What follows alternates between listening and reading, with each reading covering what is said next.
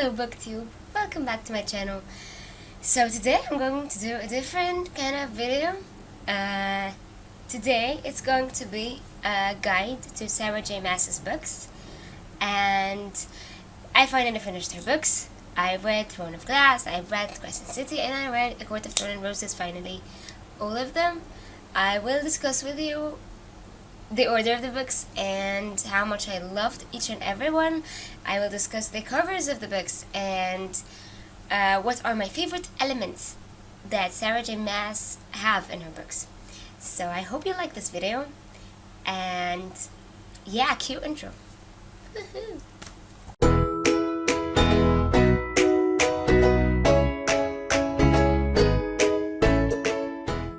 So I'm apologizing first for my voice because I know it sounds weird, and it's October, the fall season, and the weather is changing and my nose can't handle it. So sorry for what's happening in my voice.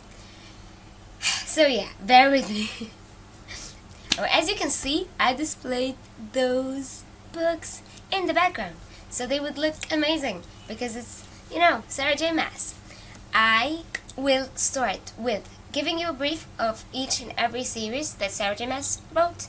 So starting with the book that she first published, I think it was the series called Throne of Glass. You can see a part of it like right there, yes.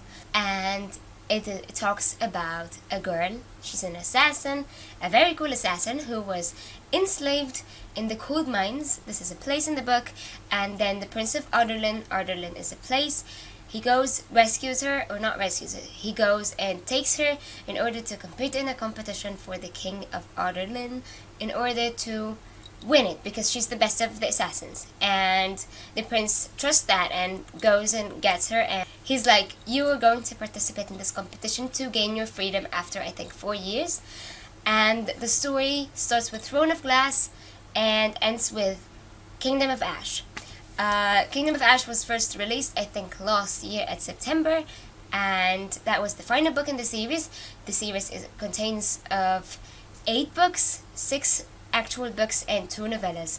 So my guide that I followed, that I loved, was, it could be anything else, but the one that I followed is to read Throne of Glass first, because it's the plot, it's how everything goes, it shows you the characters, you get to know them, you get to love them. And then I read The Assassin's Blade is the novella. It's the prequel to the Throne of Glass series. You can read it before Throne of Glass or after Throne of Glass, or some people say before Queen of Shadows, which is the 4th book, I think. Yeah. So Assassin's Blade, you can read it whenever, but for me it was perfect in this as the second book after Throne of Glass. And then when I reread the series this year, I read The Assassin's Blade after, or not, I think after, yeah, it was after Queen of Shadows, or before. Some people say before, some people say after, but the characters that are introduced in The Assassin's Blade are the ones that start showing up in like Empire of Storms, and I think midway through Queen of Shadows.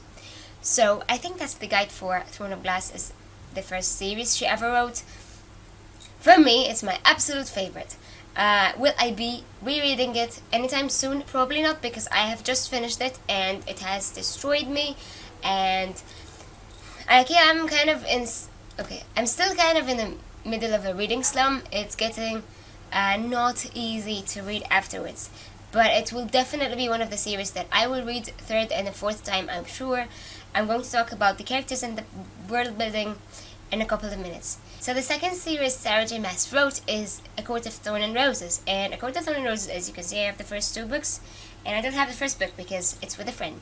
Yeah. So it consists of 3 main books and 1 novella, and the 5th book is coming out in February. It's about a different character from the actual main character in A Court of Thorn and Roses. So to be clear, A Court of Thorn and Roses is a retelling of Beauty and the Beast, and it's the girl named Farah. Farah is feeding her family every day by hunting animals in the woods. She's brave, she's amazing, and one day she kills a fairy, or a fey wolf. I think it was a wolf. Yeah, she kills a fey wolf, and after killing him, there's this prince that comes out of the woods and knocks on her door, and he's like, you killed the fey of my people you should repay by, by leaving your home and coming with me to my own castle or something.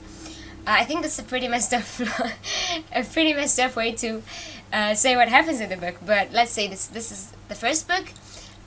For me, this series is an absolute favorite, and I reread it every time I get into reading slow. I just reread A Court of Mist and Fury. That's the second book, and I loved it so much. And I always love it, and it always gets better. And the characters, they never fail to just, steal my heart at the beginning of the book. So, about this book. So the internet went wild the last couple of days when Sarah J. Maas released the cover of the fifth book in the series. So, the story of Farah goes on in the first 3 books, and the novella it's not my favorite. The novella was not the best. It was just a bridge to continue on with the series A Court of Silver Flames. So this book is about Nesta. Nesta is Farah's sister. She's a very complicated character. I don't know where the plot is going or what is going to happen, but I think it's going to be set in the middle of A Court of Thorn and Roses, and it will just keep going. I don't know, for 2 or 3 books. That's not something that we know of yet, but the internet blew because of the cover of the 4th book. So as you can see, the first 3 books in the series were this cover in the beginning, and then a cover change happened. I don't know when was that, but it was some point somehow in the middle, and the books were like this, the first 3, and then the novella was out, and then A Court of Silver and Flames was out, and the cover, everyone was just, people get mad when cover change. I do. I personally, cover changes makes me just annoyed on how much they're not going to match and how much they're going to be different on my shelf. But yeah, that happened with An Ember in the Ashes, and I think I was kind of okay with it because I own all of them hardcover copies.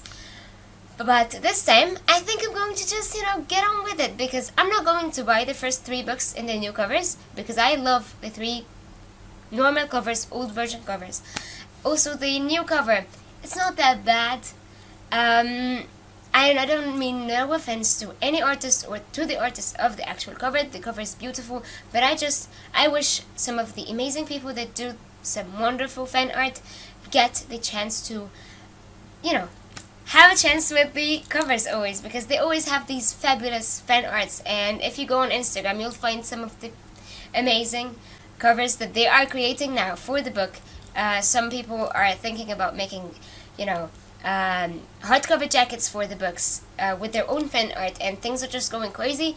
But I honestly respect the decision that they did that.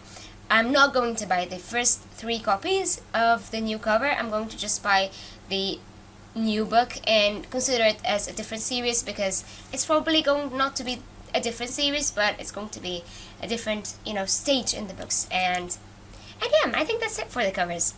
I just wanted to tell you to know what was happening.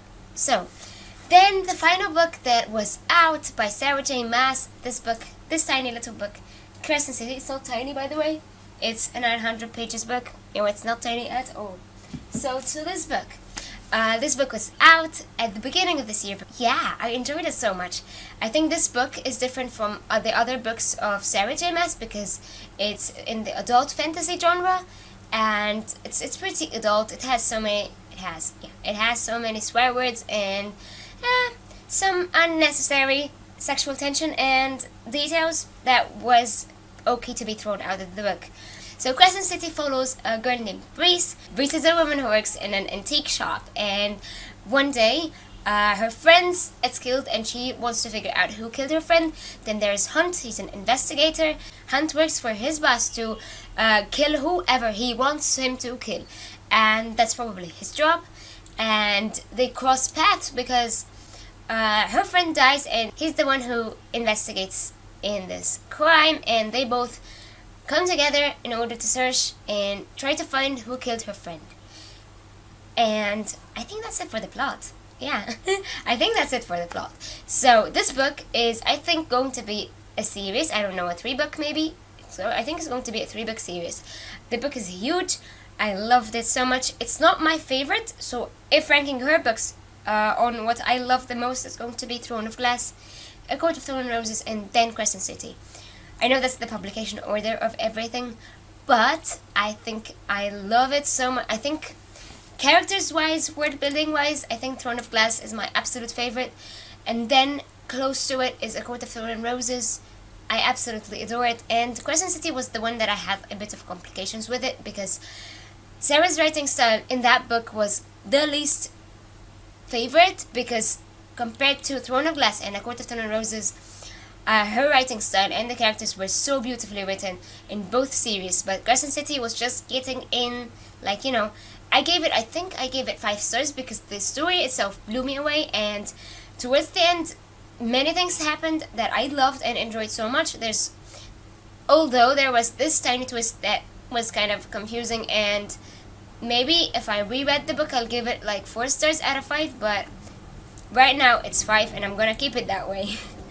So going back and forth between my absolute favorite book and Throne of Glass, I can pick. So let's say I enjoy so much. If you know the series and if you know what happened in it, you'd know that the characters changed a lot in the series, and that's one of my absolutely favorite things in the series.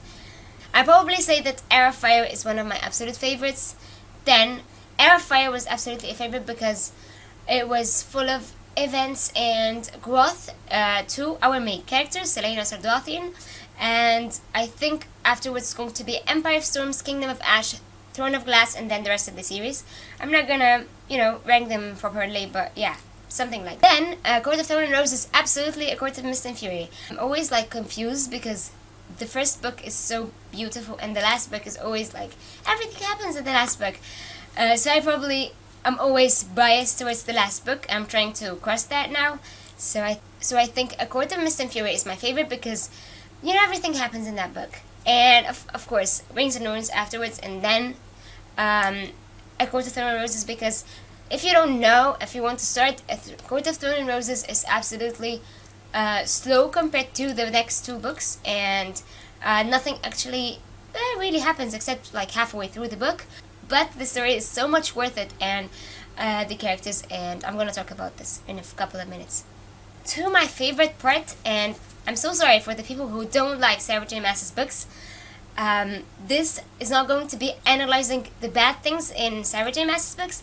It's going to be absolutely analyzing the most beautiful things I love about her writing style and her world and her books. So if you don't like her books, I'm so sorry, but we have to agree to disagree in that point, because she's absolutely one of my absolute favorite authors, and I love her books. I think I'm going to read every single book she gets out, and yeah, so if you hate her books, this video is not for you. I'm so sorry. So, to my favorite part, and the part that I've been waiting for, which is analyzing her characters and writing style. I think this one has been really amazing, when you are reading through a book and then you just, you stop and analyze what is happening in the book, and not just in the book, but outside, you remember when we were in school and we used to analyze the poetry or the classics and how this point of view was happening and how this element plays a part in the writing style and the character and the author. So I think that was me in some part of the book. I was like, okay, now I'm analyzing the beautiful writing style, and this element has been, repeated, more than once in her books. So the first beautiful element I want to talk about is the word building, and I can't describe how much I love this. I've always said that, and I've always will say that.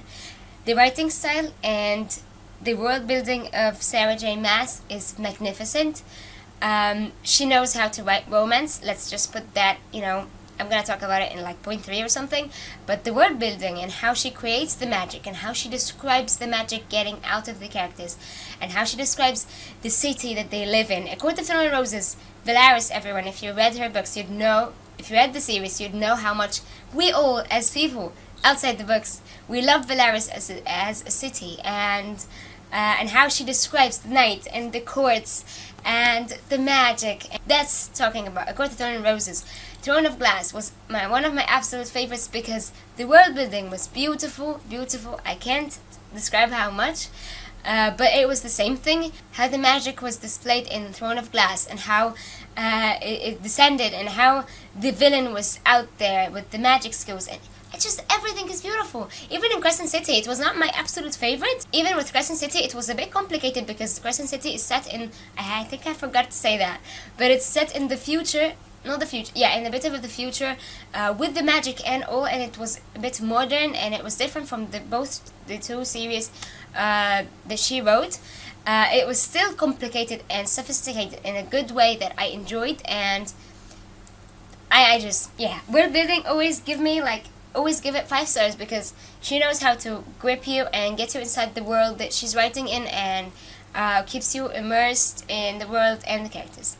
Second thing I love, and I can't talk about it enough, is the character development of each and every characters. Throne of Glass is one of my absolute favorite because the characters grew so much and they developed so much. And when you see that assassin, Selena Sardathian, from being in Throne of Glass to Kingdom of Ash, and how much she changed and how much she's amazing, she was amazing, and that's why it's my absolute favorite because I love Selena so much. And another thing, Sarah J. Maas never fails to make me love every single character, and this is a challenge for me because at some point in my life I was like, I want to read the book, I want to know what is happening to the 2 main characters, and I don't care about anyone inside the book and anyone else inside the book. So she always does that. She always makes me fall in love with every single character, not just the first 2 main characters. Every single character has their own emotions, their own feelings, and their own side, story, and their own complications in their lives. And I think that what always creates self-depth to the character and how much I enjoy every single character in the book. So yeah. Okay, third thing, obviously, plot twists. Okay, if you don't know that yet, I love plot twists. If you give me plot twists in the books, I will be so pleased. That's why Colleen Hoover and Sarah J. Maas are my absolute 2 favorite authors, because I always don't know what is happening, and I always just get very surprised by everything, and that's my favorite thing of all. So yeah, Sarah J. Maas went an amazing plot twist with Throne of Glass. If you read the first book, you'd think that the books are going to go in another way, and then you find that, oh my god, it went the other way. And yeah, that's a favorite thing. A Court of Thorn and Roses too has 2 major plot twists that were mind-blowing, and I did not expect the world to just go that way. I thought it would be just some kind of fantasy cliche thing, but it wasn't. Yeah, you have to try some of her books, come on. Fourth thing is the relationships, and I love her romance. If you love romance and you want to get into fantasy, I think Court of Thorn and Roses is one of my absolute, it's one of the best decisions you could pick up those, because the romance in the Court of Thorn and Roses is a main thing, but it's not the whole thing, and it's a favorite of mine because it's very beautiful. It's not like a love triangle that happens. It's more grown up, more grown up to just, what is this? I mean, it's more old, or it's more mature. So yeah, the relationships are always more mature, even when you find that tiny relationship that's like, oh my god, they are just cringy and I don't like that ship together. You will find another ship and another ship, and so many ships in every single book, and you will love that, I know it. And yeah, if you want to throw your emotions everywhere, those are the books for you. Okay, those are not big elements in the book, but they are one of my absolute favorite things that are in the books. Is Sarah J. Maas has an amazing way of describing books as weapons, and I have to say this, I have to make this video to say this. So yeah, still some people think that books are just, they're books, and you're a nerd, and you're a bookworm. And I love being called a bookworm. I have to say, I don't mind it at all, because I feel like books are magic, and yeah, that's cliche, but it is, and she knows how to show that in her books. Throne of Glass, she always displayed that the books were the only thing that solved the problems, or that the ones that they had to find what is happening, and they solved many things with these books. A Court of Thorn and Roses, I think absolutely the same thing. The books were so important in doing a complete important shift in the book, and causing some major event that I'm not going to talk about in this video, but it was also with the book. or with the books. And Crescent City, even though it's not my absolute favorite of all, but I love it so much, and displaying the books as absolute living things in the library, it was impressive. And the idea that they could be actual literal weapons, I was so impressed. I loved that so much, and this is one of my favorite elements that she does in her books. Okay, another thing is the hobbies. And since we're always in a rush, and things I have been trying to learn so much in this year, specifically with the coronavirus and the pandemic, and me staying at home, and college and things, everything, I'm trying to learn to find time for myself and for my hobbies, and find time for myself and my hobbies, because I really believe that this time for me is the time that pushes me through and makes me keep going and have the energy to do whatever I have in my life. So yeah, and that's my hobby, is to read, and I'm trying to find more time to read and more time to to sit and just read a book calmly. And this is one of the things that she had an amazing job doing. Sarah J. Maas, in her books, is each character have a hobby that is displayed so well. Throne of Glass, Selena Sardothian loved playing the piano, and that was one of my absolutely favorite things, because oh my god, the piano, I love music elements in books. So yeah, her hobby was playing the piano, and I loved to read through the scenes where she played the piano and she described how the character was enjoying it and was getting the music out from her soul. So that's the one thing. A Court of Thorn and Roses, Farah likes to paint, and that was one of my absolutely also favorite things, that when she writes the scenes where I think Farah had like some trouble in the middle of the series where she couldn't paint, and it showed how much she struggled with her character, and how much when she painted with a brush at some point in the book, she let everything out and she became herself again, and it's my favorite of all. Crescent City, same thing. Dancing, Breeze likes to dance, and she was struggling through the whole book. She wanted to dance, but she was afraid, and she was keeping it inside, and I'm so looking forward to read through that part in the next books in the series, because she has a magnificent way to just write the characters enjoying this tiny hobby that they follow, and how much it helps them to heal and be themselves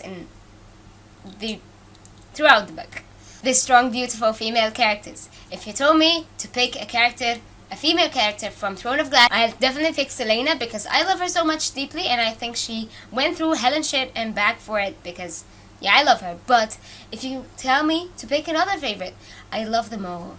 Manon, Elite, Irene, and Farah, Nesta.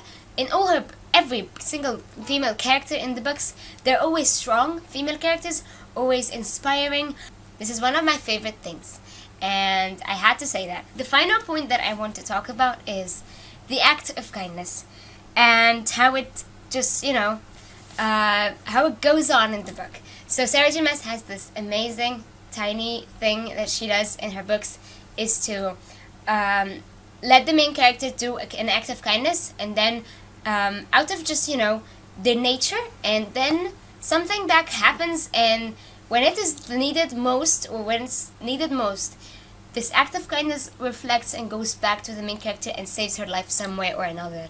And this is, oh my god, since I try myself to have this, point in my life, and always to, when I have something I can do to others, or a simple act of kindness, or maybe following a smile to people when they are mad or sad or in a bad day, making their day with a tiny little comment or a smile. I think I follow that in my life, hopefully, and I think this was one of my favorite things, because it was shown so beautifully. Farah did it, Selena had that same thing, and with Throne of Glass, this was displayed so beautifully, because it was shown in an absolute favorite main character, and it changed everything. And when you see this act, tiny little act, that she probably did not overthink it in that tiny moment, and then that character probably saves some big role in the book at the end, or throughout, or the middle. It's like, I love this. I cried out of happiness out of this act of kindness multiple of times, and I think I enjoyed it so much to read through it, and I was so proud and so blown away by how she planned everything far ahead, and how this is going to affect the story, and how it does affect actually the story, and I love it so much. And probably maybe now say my absolute favorite things about each and every book. Throne of Glass, I love that Sarah J. Maas did not write a character and not knowing where this character is going to be. She knew it all along, and it was so beautiful. A favorite thing about Court of Thorn and Roses is Farah and Rhysand. I'm sorry, it's a romance and I love it, and Rhysand is probably my favorite fictional character. He's amazing, and I love reading through their relationship every single time I reread the book. Crescent City, my absolute favorite thing was the modern world, because I think it was one of my few books that I read about modern magical worlds. And also I think this book is not going to be my favorite. I think the series is going to be better, hopefully. So yeah, I think Crescent City is an adult fiction or adult fantasy, and Throne of Glass, middle way through it gets a little bit adulty, but not so much. Court of Thorn and Roses, I think same thing, but ages, I don't know. Yeah, I don't know the age limit to it, but I think I've said everything I want to say in that video, right? So if you don't know that yet, Sarah J. Maas is my favorite author of all time. You have to try one of her books. If you want something full of adventure, full of amazing characters, full of strong female and beautiful, amazing characters in general, Throne of Glass is the one for you. If you want to start with something fantasy that has romance, beautiful magic world building and introduction to fantasy, I think A Court of Thorn and Roses is the better one.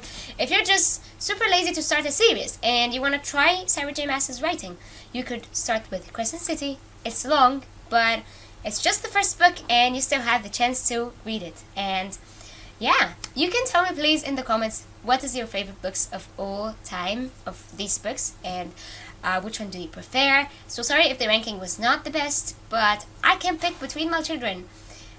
So yeah, I consider Throne of Glass all to be my children, and I love them so much, and I can't pick a favorite. I am going to post book talks about for Throne of Glass series. I am not going to do for all of the books.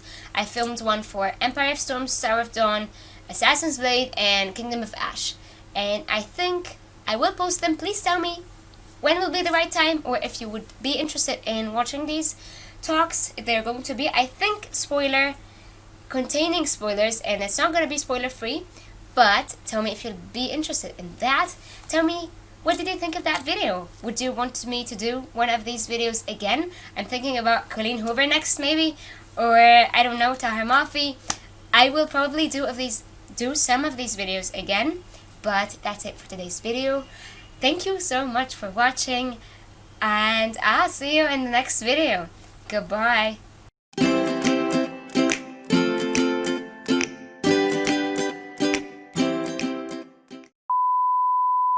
I enjoyed the story. I enjoyed the world building. The story was about a girl named, oh my god, I forgot the name of the character. What? She's called Danica. That was her friend. Okay, Breeze. I'm sorry. Anhart. So sorry. Okay. Selena Sardathian loved playing the piano, and that was, it's more grown up, more grown up to just, you know, what is this? I mean, it's more old, or it's more mature, actually. That's the word. It's more mature, and it's more I just forgot. He just freaking got the... Oh, damn it. Go away.